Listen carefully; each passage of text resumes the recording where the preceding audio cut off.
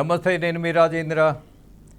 ఇవాళ దేశం మొత్తం అలాగే 2 రాష్ట్రాలలో కూడా గణేష్ నిమజ్జనం ఉత్సవాలు జరుగుతున్నటువంటి నేపథ్యంలో నేను మాత్రం మీకు ఒక హాట్ టాపిక్ను ముందుంచబోతున్నా. ఇవాళ రాష్ట్రానికి కావాల్సినటువంటి సమాచారాన్ని అందించే ప్రయత్నంలో ముఖ్యంగా నెల్లూరు రాజకీయం. ఒకప్పుడు నెల్లూరు అనంటే తలగా గర్వంతో ఎగరేసుకునే పరిస్థితి ఉండేది, రాజకీయంగా కానీ సామాజికంగా కానీ. కానీ ఇవాళ నెల్లూరు ప్రజాప్రతినిధులు వార్తల్లో నిత్యం, వివాదాల్లో అనునిత్యం. ఎందుకు ఇలా జరుగుతోంది అన్నటువంటి ఒక వివాదాన్ని అలాగే వివరణను మీ ముందుంచే ప్రయత్నం చేస్తా. ఎవరితో?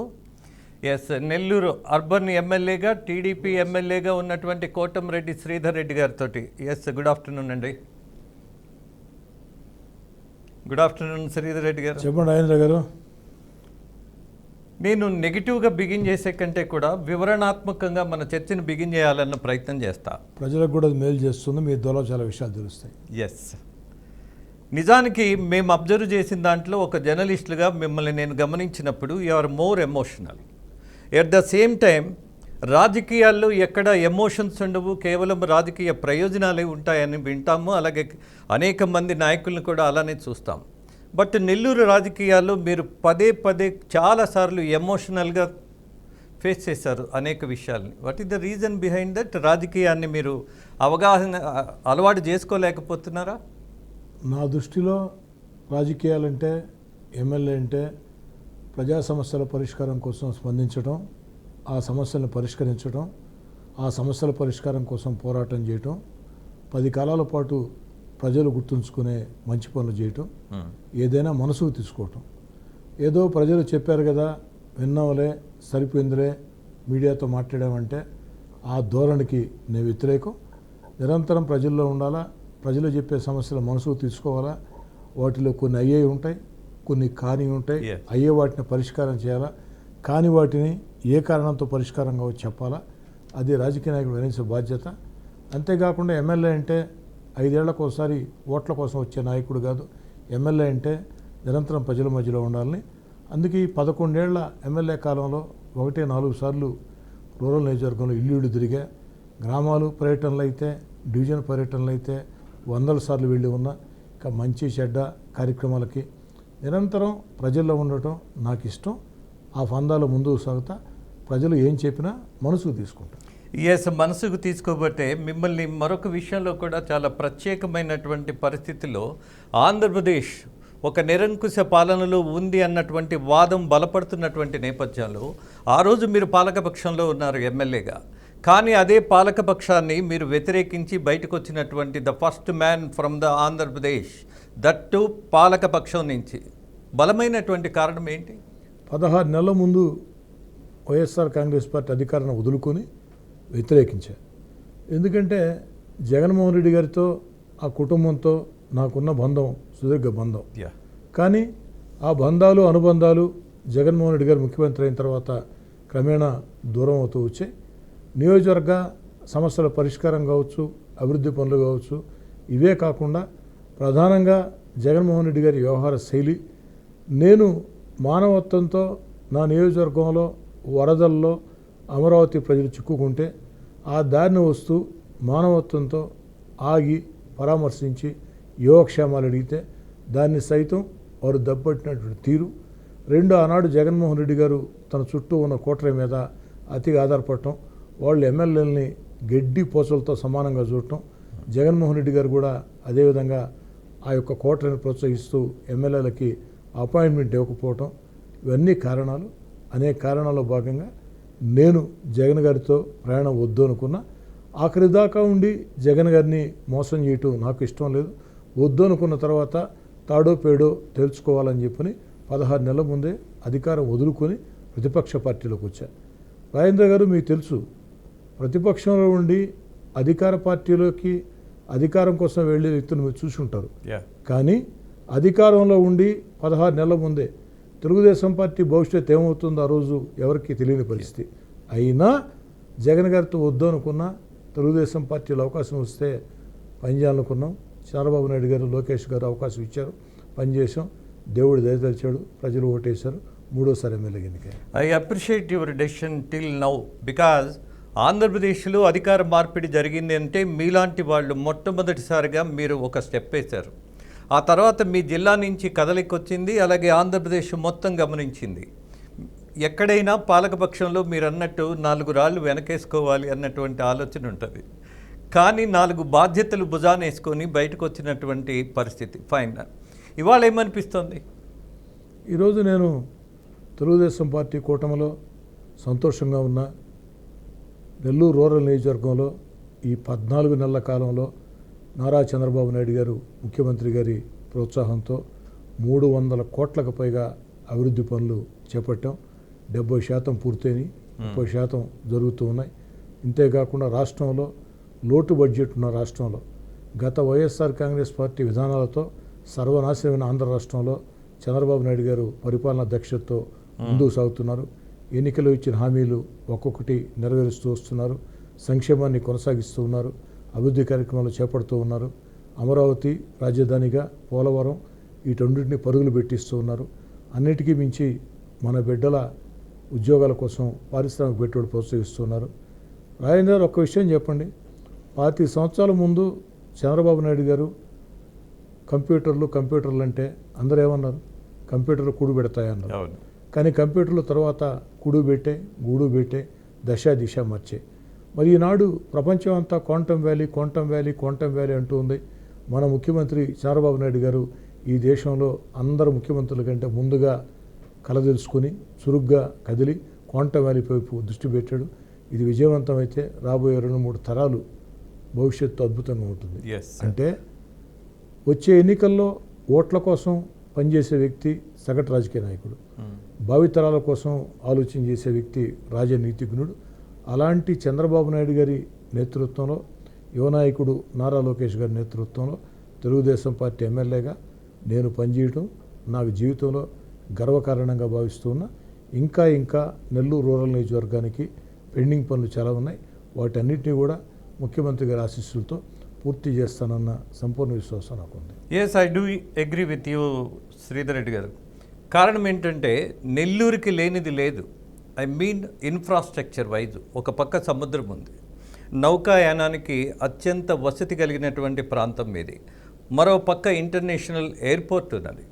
అలాగే అనేకమైనటువంటి వసతులు ఉన్నటువంటి నెల్లూరు జిల్లా అభివృద్ధి చెందాల్సినంతగా చెందలేదు అన్నది వాస్తవం. Do you agree with that?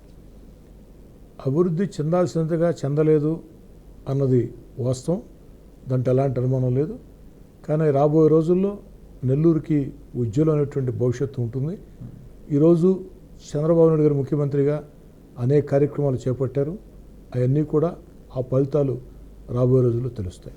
Fine. ఇది వీటన్నిటికంటే ముందు ఒకప్పుడు నెల్లూరు జిల్లా అంటే మీరందరూ తలెత్తుకొని గర్వంగా ఉండేవాళ్ళు. ఇప్పుడు తల వంచుకోవాల్సిన పరిస్థితి ఉందని జనం భావిస్తున్నారు. తల వంచుకునే పరిస్థితి నాలాంటి వ్యక్తికి అయితే ఎప్పుడు రాదు.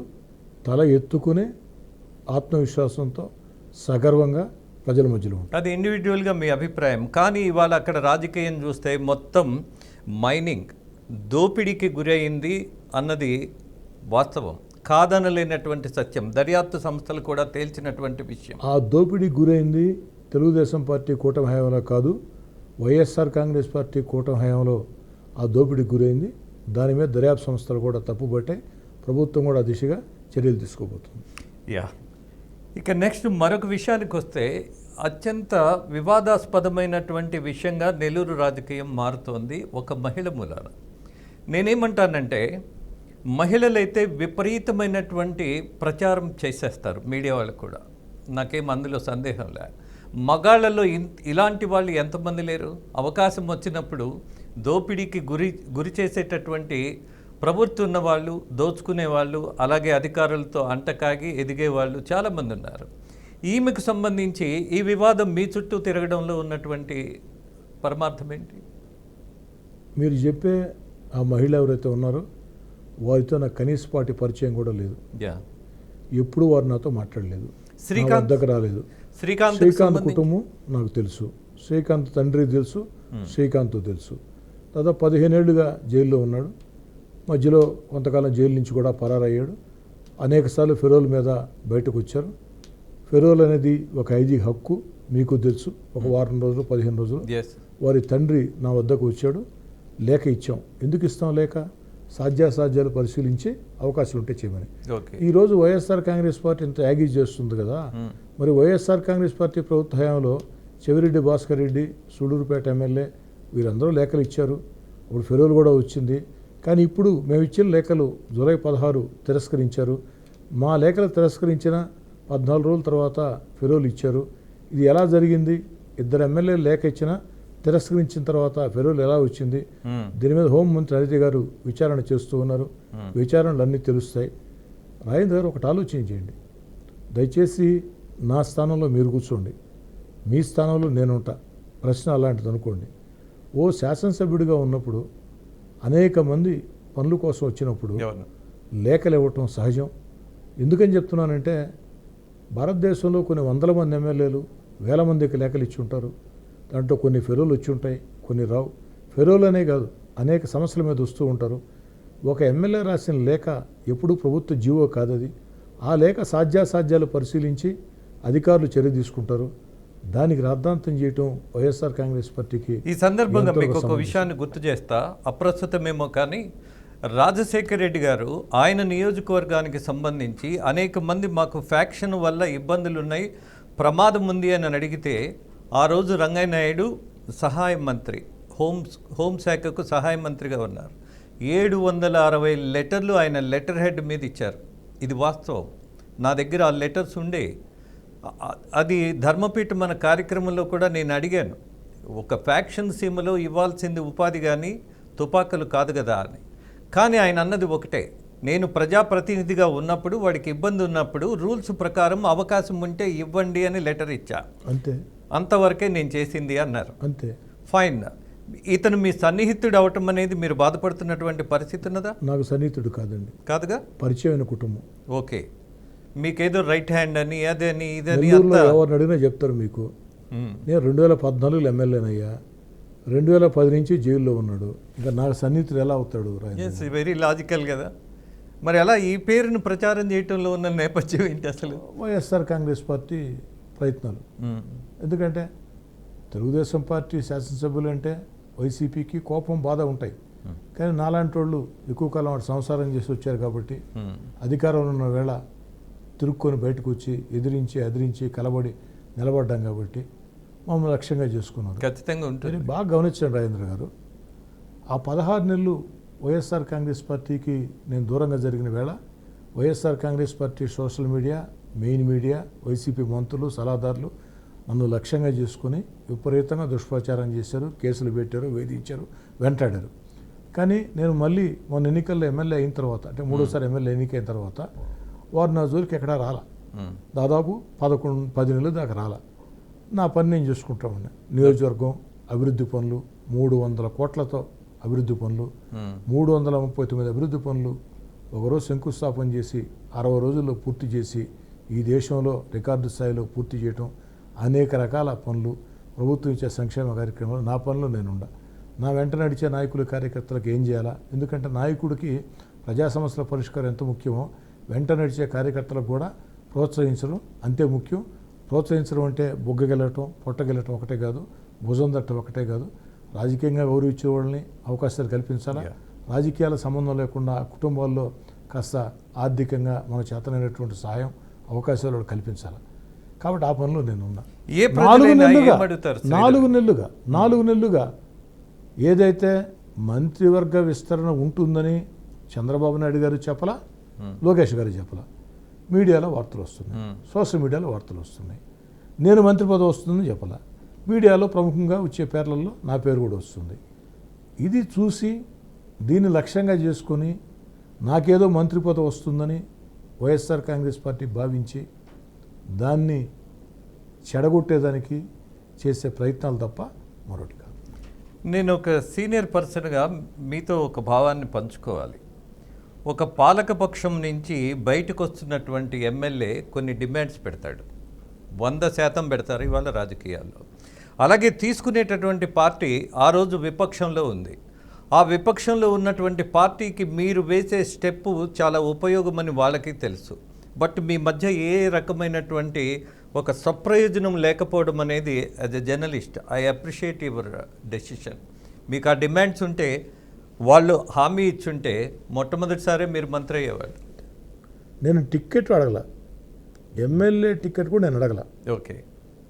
వద్దు అనుకున్నా వైఎస్ఆర్ కాంగ్రెస్ పార్టీతో తెలుగుదేశం పార్టీలో చేరాలనుకున్నాం. బాబు గారితో లోకేష్ గారితో మాట్లాడాం. మీరు వారిని అడగచ్చు, నేను కనీసం ఎమ్మెల్యే టికెట్ అడగల. శ్రీధర్ రెడ్డి గారు, బేషరతుగా నేను చేరా, మ్మ్. నన్ను బాగా గౌరవించారు, ప్రోత్సహించారు, టికెట్ ఇచ్చారు, అన్ని రకాల సహకారం అందించారు. ఓ ఎన్నికల్లో, ఆ ఎన్నికల్లో ఎలాంటి సహకారం, అన్ని రకాల సహకారం అందించారు. ఈ రోజుకి చంద్రబాబు నాయుడు గారు, లోకేష్ గారు గౌరవంగా చూస్తున్నారు. ఓకే. ఇటీవల మీ మీద హత్యా ప్రయత్నం చేసేటటువంటి కొన్ని కార్యక్రమాలు నడిచినాయి అని వార్తలు చూసాం. ఎంతవరకు నిజం ఇది? మీరే చూశారు వీడియో. రౌడీ షీటర్లు, నేర చరిత్ర కలిగిన వ్యక్తులు అవును. రూరల్ ఎమ్మెల్యేని చంపేస్తే డబ్బే డబ్బు అని ఒకరు అంటారు, చంపేద్దామని ఇంకోటి అంటాడు, రేపు ఉదయం మాట్లాడుకుందాం ఇంకోటి అంటాడు. పోలీసులు విచారణ చేస్తున్నారు. విచారణ పూర్తి కాకముందే ఎవరి మీద నిందలు వేయటం నాకు ఇష్టం లేదు. నాకుండే అనుమానాలు అయితే వైఎస్ఆర్ కాంగ్రెస్ పార్టీ, ఓకే. కానీ నాకు అనుమానం ఉందని వైఎస్ఆర్ కాంగ్రెస్ పార్టీలో ఆ పేరు ఈ పేరు తీసుకొని వచ్చి వాళ్ళు చుట్టడం నాకు ఇష్టం లేదు. విచారణలు తేలుతాయి. రాజేంద్ర గారు ఒక్కటి అడుగుతాయి మళ్ళీ, ఒక రౌడీ షీటర్లు, నేర చరిత్ర కలిగిన వ్యక్తులు జర్నలిస్టు రాజేంద్ర గారిని హత్య చేస్తే డబ్బే డబ్బు అంటే ఆ వీడియో టీవీల్లో వస్తే మీకు ఎలా ఉంటుంది? నాకైనా అంతే కదా. చాలామంది చెప్తూ ఉంటారు నా ప్రాణాలంటే లెక్కలేదని. తెగించి పోరాటం వేరు, తెగించి పనిచేయటం వేరు. కానీ ఒక మనిషి 80 ఏళ్ళు బతికినా, 90 ఏళ్ళు బతికినా ఇంకో సంవత్సరం బతకాలని కోరుకుంటారు తప్ప చనిపోవాలని ఎవరు కోరుకోరు. నాకు తెలిసి అది ఏదైనా ఉంటే భారతదేశంలో మిలిటరీకి మాత్రమే సాధ్యం. ఎందుకంటే రియల్ హీరోస్ వాళ్లే కాబట్టి. వాళ్ళు సైతం బతికి పోరాటం చేయాలనుకుంటారు తప్ప మరణించాలనుకోరు. కానీ యుద్ధంలో మరణిస్తూ ఉంటారు. కాబట్టి దాని మీద తేల్చాలని చెప్పని నేను పోలీసులను అడుగుతూ ఉన్నా. పోలీసులు విచారిస్తూ ఉన్నారు. విచారణ పూర్తయిన తర్వాత అన్ని విషయాలు వస్తాయి. వారు తాగుబోతులు మాట్లాడుకున్నారు, వెనక ఎవరున్నారు, ఆ డబ్బులు ఎవరు ఇస్తామని ఎన్ని తేలాల్సిన అంశాలు. ఎస్, వాళ్ళే వీడియో తీసుకున్నట్టుగా కూడా అనిపిస్తుంది. దానిలో కొంతమంది వీడియోలు తీసి వాళ్ళకి అంతర్గత గొడవలతో బయట పెట్టారని నేను భావిస్తున్నాను. ఓకే. దాంట్లో 9 మంది దాకా ఉన్నారు. ఒకరెవరో వీడియో తీసినట్టున్నారు. అవును. జూలై 1వ తారీఖు జరిగింది. ఈ సంవత్సరం జూలై 1వ తారీఖు. 2 నెలల తర్వాత వాళ్ళలో విభేదాలు ఏమొచ్చాయో, ఏం పంపకాల్లో తేడాలు వచ్చినాయో. కేవలం అలాంటివే ఉంటాయి, అంతకు మించి ఏముంటాయి? దొంగల మధ్య వాటాలు, హత్యలు చేసే వాళ్ళకి వాటాలు తప్ప వేరే ఏముంటాయి? వాళ్ళు గ్రహించారు బహుశా మిమ్మల్ని చంపేస్తే బాగా డబ్బు వస్తుంది అన్నటువంటిది. ఆ చర్చ చాలా లోతుగానే, చాలా స్పష్టంగానే జరిగింది. అరే మనం వేసేస్తే డబ్బు వస్తుంది కదా, ఇచ్చేవాడు ఉంటేనే కదా. అంతే కదా. ఆ డబ్బు ఇస్తాను వ్యక్తి ఎవరు? అంతే. అలా కొంతమంది దీన్ని ఏదో డ్రామాగా వర్ణించే ప్రయత్నం చేస్తున్నారు. దానికి రాజేంద్ర గారు రాజకీయ ప్రత్యర్థులు మాట్లాడే మాటలకి అర్థం ఉండదు. జర్నలిస్ట్గా మిమ్మల్ని అడుగుతున్నా, నేను అడగలేదు వీడియో అది వాళ్ళకి సమాధానం జర్నలిస్ట్ మిమ్మల్ని అడుగుతూ ఉన్నా. ఆ వీడియో చూసిన తర్వాత అది నిజమా డ్రామానా మీకే స్పష్టంగా అర్థమైంది. రాజకీయ ప్రత్యర్థులు అంటారా, ఎలా ఉండాలి రాజకీయ ఈరోజు అంటే, నా యొక్క కిడ్నీలో ఒక కిడ్నీ దానం చేసినా కూడా దీని వెనక ఏముందో, అరే ఒక కిడ్నీ దానం చేశాడే, ఏ సందర్భంలో మాట వరుస చెప్తున్నా. నేను కిడ్నీ దానం చేయలే. నేను ఏదైనా అవసరం వచ్చి నిజంగా నా కిడ్నీ దానం చేస్తే, ఒక కిడ్నీ దానం చేశాడే అని కూడా అభినందనలు ఉండవు. దానం వెనుక ఇంకేముందో, ఎన్ని కోట్ల ఆస్తి రాయించుకోవడానికి చేశాడు అన్నట్టు ఉంటుంది అది. అసలు ఇవాళ మొత్తం వ్యవస్థ అలా మారిపోతుంది. శ్రీధర్ రెడ్డి గారు పాజిటివ్ అనే దానికంటే నెగిటివ్ మీద చాలా ఇంట్రెస్ట్ చూపిస్తున్నారు. నాకు అదే అర్థం కాదు రాజేంద్ర గారు. నేను 14 నెలల్లో 300 కోట్లతో నెల్లూరు రూరల్ నియోజకవర్గంలో అభివృద్ధి పనులు శ్రీకారం చుట్టాం. 70% పూర్తయినాయి. 2 ఫ్లైఓవర్లు బైపాస్ రోడ్లో సర్వేగంగా వస్తూ ఉన్నాయి. 2 రైల్వే బ్రిడ్జీలు రేపు ఎల్లుండో రాబోతున్నాయి. రోడ్లు పూర్తయినాయి, కాలువలు పూర్తయినాయి, ఇంకా చేయాల్సినవి కూడా ఉన్నాయి. అనేక రకాల పనులు జరుగుతూ ఉన్నాయి, చేస్తూ ఉన్నాం. పొట్టేపాళెం బ్రిడ్జి కూడా రాబోతూ ఉంది. 339 అభివృద్ధి పనులు 60 రోజుల్లో శంకుస్థాపన రోజే ప్రారంభోత్సవం తేదీ ప్రకటించి సమయం ప్రకటించి చేసాము. దానికి దేశ విదేశాల నుంచి అనేక మంది తెలుగు వాళ్ళు అభినందనలు తెలిపారు. ముఖ్యమంత్రి గారు, లోకేష్ గారు, వెంకయ్యనాయుడు గారు, అనేక మంది వివిధ పార్టీ నాయకులు తెలిపారు. ఆ రోజు ఏ ఛానల్స్ కూడా నన్ను చర్చకి పిలవాల. కానీ వివాదాల్లో చర్చకి పిలుస్తూ ఉన్నారు. అదే అడుగుతూ వచ్చాను నేను చాలా ఛానల్స్ కూడా. పాజిటివ్ అంశాలను కూడా, ఎందుకంటే 5 ఏళ్లకోసారి ఎన్నికల కోసం ఓట్ల కోసం వచ్చే నాయకులం కాదు మేము. అవును. నిరంతరం ప్రజల మధ్యలో ఉండేవాళ్ళం, ప్రజలను నమ్మి రాజకీయం చేసేవాళ్ళం. మాలాంటి వ్యక్తుల పట్ల సానుకూల అంశాల మీద చర్చ పెట్టండియా బాగుంటుందని చెప్పి. Yes, I do agree with that. ఎందుకంటే ఇవాళ కేంద్రం నుంచినటువంటి పథకాలు యువతకు మామూలు విషయాలు కాదండి.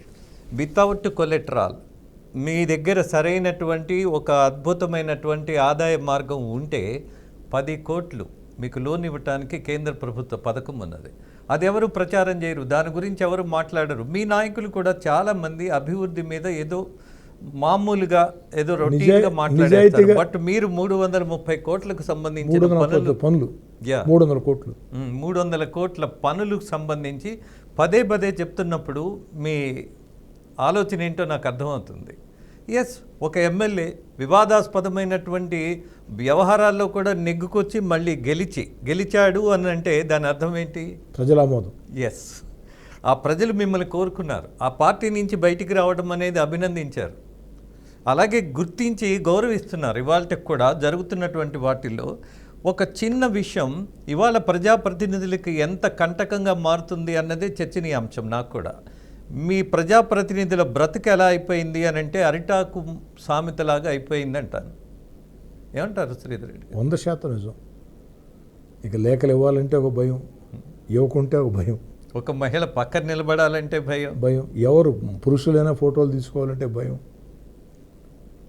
ఏ పార్టీ వాడు ఏ టెర్రరిస్టునో దొంగనో దోపిడీ వాడినో. బాధాకరం ఏంటంటే ఎవరైతే ఇప్పుడు నా మీద చంపేస్తాం లేపేస్తాం అన్నారు, వారందరూ కూడా మన ఎలక్షన్లో వైఎస్ఆర్ కాంగ్రెస్ పార్టీకి ఎన్నికలు తిరిగిన వాళ్ళు. వీడియోలు ఉన్నాయి, ఫోటోలు ఉన్నాయి. అందుకే అనుమానం వ్యక్తం చేశాను. నిర్ధారించలా. నేను గాలివాటికి ఆరోపణలు చేసేవాడిని కాదు, గాలి మాటలు మాట్లాడేవాడిని కాదు. ఆధారాలు ఉంటే మాట్లాడాలా. వైసీపీ మీద ఎందుకు అనుమానం అంటే వాళ్ళంతా మొన్న వైఎస్ఆర్ కాంగ్రెస్ పార్టీకి ఎలక్షన్ చేశారు కాబట్టి, దాదాపు దాంట్లో అందరూ ఒకరిద్దరు తప్ప మిగతా వాళ్ళంతా చేశారు కాబట్టి అనుమానం వ్యక్తం చేశాం. రెండోది ఏంటంటే ఛానల్లో కానీ పత్రికల్లో కూడా పాజిటివ్ వార్తల మీద ఏది జరగాల. తప్పులు చేసామా ఖచ్చితంగా ప్రశ్నించవచ్చు, లేదు మంచి చేసామా అభినందించాలా. మంచి చేస్తే ఇంత వార్త వస్తుంది, తెలుసో తెలియకో వివాదం చేసినా ఇంత పెద్ద వార్త వస్తుంది. ఇక్కడ మీడియా కూడా ఒక ప్రమాదం వచ్చేసింది శ్రీధర్ రెడ్డి గారు. మీ గురించి మంచి రాస్తే ఎంత తీసుకున్నారు అనేటటువంటి ఒక దౌర్భాగ్యమైనటువంటి ఆలోచన విధానం. ఇక్కడ శ్రీధర్ రెడ్డి గురించి రాయటం కాదు, శ్రీధర్ రెడ్డి ఒక ప్రజాప్రతినిధి, just like that. He has done lot of works for his constituency, for his people. అది చెప్పాలి కదా, అది చర్చించాలి కదా. అరే ఈ ఎమ్మెల్యే ఇక్కడ ఇంత బాగా చేస్తుంటే మీరెందుకు చేయలేకపోతున్నారని పక్కనాన్ని మనం నిద్రలేపాలి కదా. ఇది కదా పని. ఇది చేయటం లేదు అన్న దాంట్లో మీరు అడిగిన ప్రశ్నకు మాత్రం ఉన్న ఇబ్బంది ఇది. బట్ నేనైతే ఆ ఫీలింగ్లో ఉండను. ఏ ఒక్కరి గురించి మాట్లాడలేదు, జనరలైజ్ చేసి మాట్లాడాను. బట్ నేను అనేది మాత్రం నిజంగానే ఇవాళ ప్రజాప్రతినిధులు ఎలా నడుచుకోవాలి అన్న దాని మీద ఒక ప్రమాదపు అంచున బతుకుతున్నారు అన్నది కూడా వాస్తవంగా నేను భావిస్తాను. ఆ జాగ్రత్తలు తీసుకోవాలంటే కుదిరే అంశం కాదు ఇవాళ. బికాజ్ ఇవాళ క్రైస్తవ మతం, హిందూ మతం, అలాగే ముస్లింలాగా మీడియాను కూడా రాజకీయ పార్టీలు విభజించేశాయి. దాంతో ఏమవుతుంది, ఇవాళ మీరు ఒక మంచి మాట మాట్లాడినప్పుడు మీకు సన్నిహితంగా ఉన్నటువంటి వాళ్ళు మాత్రమే దాన్ని చక్కగా చూయిస్తారు. మీరు నిజం మాట్లాడిన 2 4 అని మీరు అన్నా కూడా ఇది అబద్ధమని ఏదో ఒక విష ప్రచారం చేసే దాంట్లో కూడా వెనకాడట్లా ఇవాళ మీడియా అలా అయిపోయింది. సో ఇవాళ మీరు తీసుకోవాల్సినటువంటి జాగ్రత్తలు ఐ డోంట్ థింక్ సో. ఎంత జాగ్రత్తలు తీసుకున్నా ఇది ఏ పార్ట్ ఆఫ్ లైఫ్ అని భావించమంట, అంతకంటే చేయగలిగింది ఏమీ లేదంట. ఏమంటారు? వాస్తవం స్వీకరిస్తున్నాం. ప్రజా జీవితంలో ఉన్నప్పుడు అన్నిటికీ సిద్ధంగా ఉండాలి.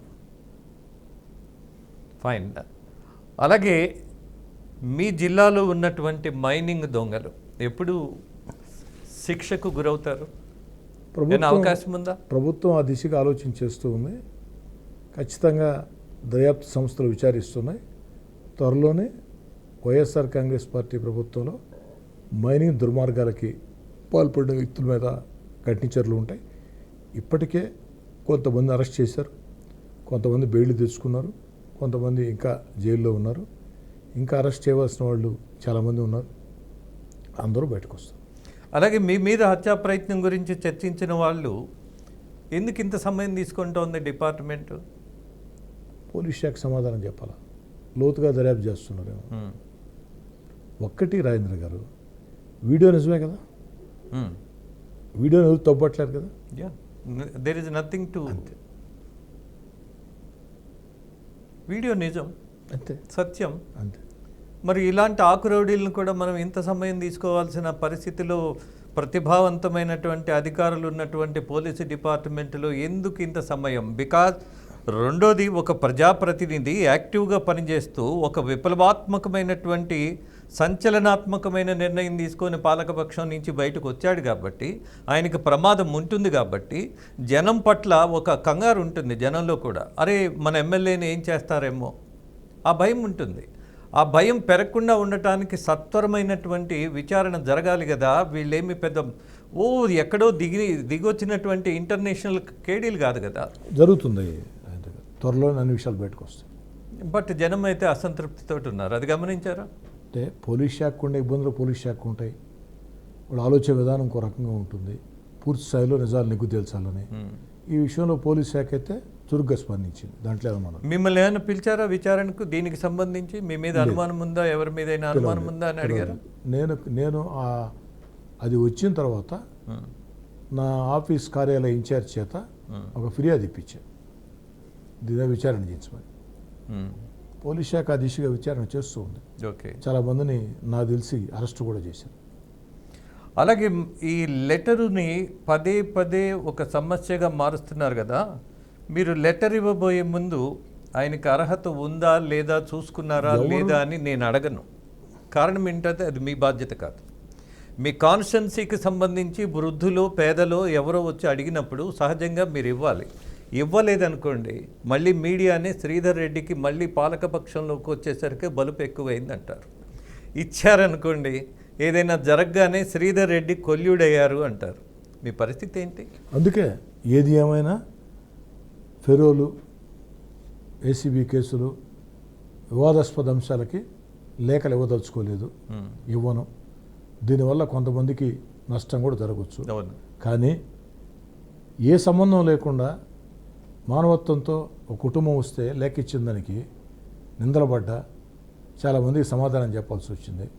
అందుకే నిర్ణయం తీసుకున్నా, నేను ఎమ్మెల్యేగా ఉన్నంతకాలం ఫెరోలకి లేఖలు ఇవ్వను.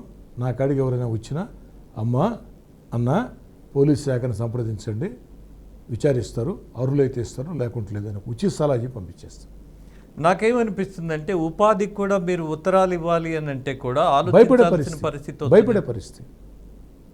ఇప్పుడు ఏదైనా ఒక ఫ్యాక్టరీలో ఉద్యోగం ఉంటారు, లెటర్ ఇవ్వమంటారు, లెటర్ ఇస్తాము, ఉద్యోగం పెట్టుకున్న తర్వాత వాడు ఏదైనా అసాంఘిక కార్యక్రమాలు చేస్తే దీనికి పలానా వ్యక్తి లెటర్ ఇచ్చాడు కాబట్టి మాకు సంబంధం అంటే ఎలా రాజేంద్ర గారు? సో జరగబోయే మంచి కూడా జరగకుండా ఉండేటటువంటి ప్రమాదంలో పడుతుంది. అవును, ఇందాకే చెప్పాను మీకు నేను. దీనివల్ల కొంత నష్టం జరగవచ్చు, కానీ తప్పనిసరి పరిస్థితి, ఏం అర్థం కాని పరిస్థితి. 3 పార్టీల కూటమి ఎలా ఉంది? ప్రాక్టికల్గా కొద్దిగా స్థానికంగా నాయకులతో ఇబ్బందులు లేవు? ఎక్కడ లేవు, మేమంతా కలిసికట్టుగా పనిచేస్తున్నాం. కానీ మీ కార్యక్రమాలకి హాజరు పెద్దగా వేరే పార్టీలు వాళ్ళు రారు, వాళ్ళ దానికి మీరు కూడా అంతగా వెళ్ళట్లేదు. ప్రతి కార్యక్రమానికి వస్తారు రాజేంద్ర గారు. నిన్నగా మన పవన్ కళ్యాణ్ గారి జన్మదినం జరిగినా కూడా నా తమ్ముడు కోటమిరెడ్డి గిరి స్వయంగా వెళ్ళి హాజరయ్యాడు, నేను ఊర్లో లేను. ఒకటి నెల్లూరు రూరల్ నియోజకవర్గంలో తెలుగుదేశం పార్టీ కూటమి, అటు తెలుగుదేశం, జనసేన, బీజేపీ బలంగా ఉంది, ఐకమత్యంగా ఉంది. నామినేటెడ్ పదవుల్లో కూడా కోటా ప్రకారం అందరికీ అవకాశాలు కల్పించాం. ప్రజా సమస్యల విషయంలో కూడా వాళ్ళ సలహాలు తీసుకుంటున్నాం. అభివృద్ధి పనుల విషయంలో కూడా ప్రారంభోత్సవాల్లో ప్రాధాన్యత ఇస్తున్నాం. ఈ సమస్య నెల్లూరు రూరల్లో లేదు. ఓకే, అలాగే ప్రశాంత్ రెడ్డిని దుర్భాషలాడడం అనేది ఎంతవరకు సమంజసమని ఇప్పుడు అడగక్కర్లేదు, కానీ సమంజసం కాదు అని అందరికీ తెలిసిన విషయమే. బట్ వైసీపీ పార్టీ ఓడిపోయింది కేవలం మహిళలను టార్గెట్ చేసి బూతులు నీచమైనటువంటి వ్యాఖ్యలు చేయటం వల్ల నష్టపోయారన్నటువంటి జ్ఞానం ఇంకా కలగలేదంటారా? కలిగితే ఆ విధంగా మాట్లాడతారా? మాట్లాడటమే కాదు, ఒకవేళ ఆ సిద్ధాంతాన్ని మాట్లాడటమే కాదు, దాన్ని మళ్ళీ జగన్ గారు సమర్థిస్తారా? ప్రసన్నను మాట్లాడింది దాంట్లో తప్పే ఉందంటారా? ఎందుకని ఇంత సింపుల్ కామన్ సెన్స్ ఎందుకు మిస్ అవుతుంది ఈ పార్టీ? ఆ సింపుల్ కామన్ సెన్స్ మిస్ కాబట్టే 151 స్థానాలు వచ్చిన వైఎస్ఆర్ కాంగ్రెస్ పార్టీ మొన్న 11 స్థానాలు పడిపోయింది.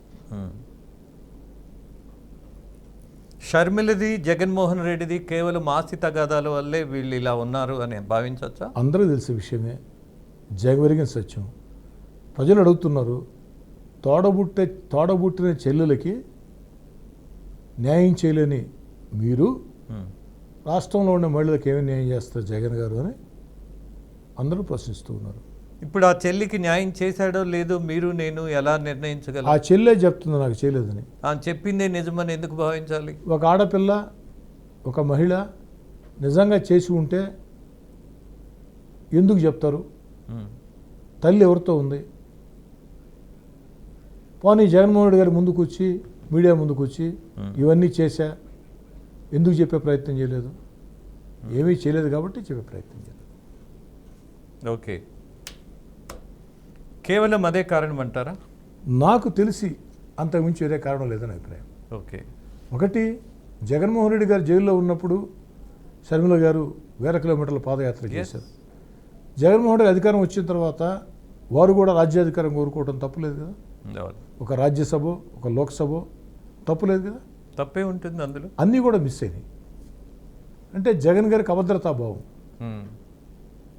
వాస్తవానికి జగన్ గారిని కాదని ఆ పార్టీలు ఎవరేం చేయలేరు, కానీ అభద్రతాభావంతో సొంత చెల్లిని, తల్లిని కూడా. ఈ లిక్కర్ స్కామ్లో జగన్మోహన్ రెడ్డి అరెస్ట్ అయ్యే అవకాశం ఉందని భావిస్తారా మీరు? పత్రికల్లో వచ్చే వార్తలు, టీవీలో వచ్చే వార్తలు, ఆ దర్యాప్తు సంస్థలు చేసే విధానం చూస్తుంటే అరెస్ట్ అవుతారని నేను భావిస్తున్నాను. ఎందుకంటే జగన్మోహన్ రెడ్డి గారి ప్రమేయం లేకుండా లిక్కర్ స్కామ్ జరగదు. మీరు రాజేంద్ర గారు గమనించండి, ఒకటి, లిక్కర్ స్కామ్ అనేది 1000 కోట్ల దోపిడీ ఒక్కటే కాదు, కొన్ని కోట్ల మంది ప్రజల ఆరోగ్యానికి, ప్రాణాలకి ఇబ్బంది పెట్టిన కల్తీ బ్రాండ్లు, అంటే కొన్ని కోట్ల మంది ప్రజల ఆరోగ్యానికి, ప్రాణాలకి ఇబ్బంది పెట్టినటువంటి కల్తీ మద్యం అమ్మారు. 1000 కోట్ల కుంభకోణం ఎంత దుర్మార్గమో అంతకు 10 దుర్మార్గం ప్రజల ప్రాణాలతో ఆటలాడుకోవటం. మీలో ఒక ఫిలాసఫర్ ఉంటాడు శ్రీధర్ రెడ్డి గారు, అందుకే అడుగుతున్నా. ఇన్ని లక్షల మంది అనారోగ్యానికి, కొన్ని లక్షల మంది మరణానికి కారణమైనటువంటి లిక్కర్ స్కామ్లో ప్రధాన పాత్రలు ఎవరైతే ఉన్నారో, మీరన్నట్టుగా ఆ రోజు ఉన్నటువంటి ముఖ్యమంత్రి ఏ మాత్రం సమాచారం లేకుండా, ఆయన అనుమతి లేకుండా ఇది జరిగిందా అని అంటే కామన్ సెన్స్ ఒకటే చెప్తుంది, ఆయనకి తెలిసే జరిగింది అని. మరి ఈ పాపం ఎలా ఉండబోతుంది? మీరు నమ్మే సత్యం ఏంటి? మీరు నమ్మే ధర్మం ఏంటి? దేవుడిని, ప్రకృతిని నేను బలంగా నమ్ముతాను. ఆ దేవుడు, ఆ ప్రకృతి ఇలాంటి దుర్మార్గాలకి కఠిన శిక్ష విధిస్తాడు, దాంట్లో ఎలాంటి అనుమానం లేదు. చంద్రబాబు నాయుడు గారు చట్ట ప్రకారం, చట్టం ముందు వీళ్ళందరినీ బోనెక్కిస్తారు. ఓకే, ఎప్పుడైనా ఒక ధర్మం అనేది కొద్దిగా సంయమనంతో, సహనంతో ఉంటుంది. అలాగే దాడి అనేది అప్పటికప్పుడు జరిగేటటువంటి దుర్మార్గం ఉంటుంది. ఇక్కడ మీరు తీసుకున్నటువంటి సహనంతో కూడినటువంటి నిర్ణయాలు ప్రజల్లో అసహనం పెంచుతున్నాయేమో అని చర్చలు జరిగాయి. బట్ చూస్తున్నప్పుడు క్రమక్రమంగా జరిగిన సంఘటనలు, లోతైనటువంటి దర్యాప్తు వల్ల మంచి ఫలితాలు ఉంటాయి, దోషుల్ని వదిలిపెట్టే పరిస్థితి ఉండదు అని జనం నమ్మే అవకాశం ఇప్పుడు ఉందని భావిస్తారా? ఖచ్చితంగా ఉంటుంది. So there is no doubt about that. ఇవాళ ఉన్నటువంటి సాక్ష్యాధారాల వల్ల జగన్మోహన్ రెడ్డి జైలుకి వెళ్ళే అవకాశం ఉందని మీరు నమ్ముతున్నారు? పరిస్థితి చూస్తే అదన్నా ఉంది. ఇప్పటికే జగన్మోహన్ రెడ్డికి బీజేపీ యొక్క సహాయ సహకారాలు కొంత ఉంటాయి అన్నది ఒక వాదం, మీరు దాన్ని అంగీకరిస్తారా? ఉండవు. ఇంతకు ముందు ఉన్నాయా? గతంలో అంటే ముఖ్యమంత్రి, ఆ రోజు ఈ రాష్ట్రంలో కూటమి లేదు, కొంత ఉంటాయి. ఓకే, కానీ ఈరోజు రాష్ట్రంలో ఎన్డీఏ కూటమి అధికారంలో ఉంది. చంద్రబాబు నాయుడు గారు ముఖ్యమంత్రి, ఉప ముఖ్యమంత్రి పవన్ కళ్యాణ్ గారు. ఖచ్చితంగా కూటమి, బీజేపీకి జగన్ గారితో అవసరం ఏముంటుంది? ఫైన్. పండగ పూట మీరు జనాలకి ఒక మంచి సమాచారంతో కూడినటువంటి విందు ఏర్పాటు చేశారు శ్రీధర్ రెడ్డి గారు. I appreciate your sportiveness. అలాగే ఏ సమాచారం ఇవ్వాలో నిష్పక్షపాతంగా మనం ఇవ్వాల్సిన సమాచారం బాధ్యతతో కూడింది. అలాగే వివాదాల మధ్య నిత్యం వేగటం కంటే కూడా ఒక పాజిటివ్ దృక్పథంతో రాజకీయం ఉండాలి. అలాగే ప్రజా జీవనంలో ఒక ట్రాన్స్పరెన్సీ ఉండాలి. ఉపాధి ఎంత కల్పించాము అనేది ఉండాలి, కానీ సమస్యలు ఎన్ని పెంచాము అనేది ఉండకూడదు అన్నటువంటి ఒక భావజాలంతో శ్రీధర్ రెడ్డి గారు మీ రాజకీయం మరింత రాణించాలని, అలాగే మీరు అనుకుంటున్నట్టుగా మీ తర్వాత మీ తరాన్ని రాజకీయాల్లోకి ప్రమోట్ చేయబోయే ముందు ఏ ఏ జాగ్రత్తలు ఏ ఏ శబదాలు తీసుకోవాలన్నది మీరు నేర్పే ఆ స్టేజ్ తీసుకొస్తారని, అలాగే ఎవరిని ప్రోత్సహిస్తారో వాళ్ళని ఖచ్చితంగా ఒక బలమైన నాయకుడిగా నిలబెడతారని ఆశిస్తున్నా. థ్యాంక్ యూ అండి. థ్యాంక్ యూ అండి.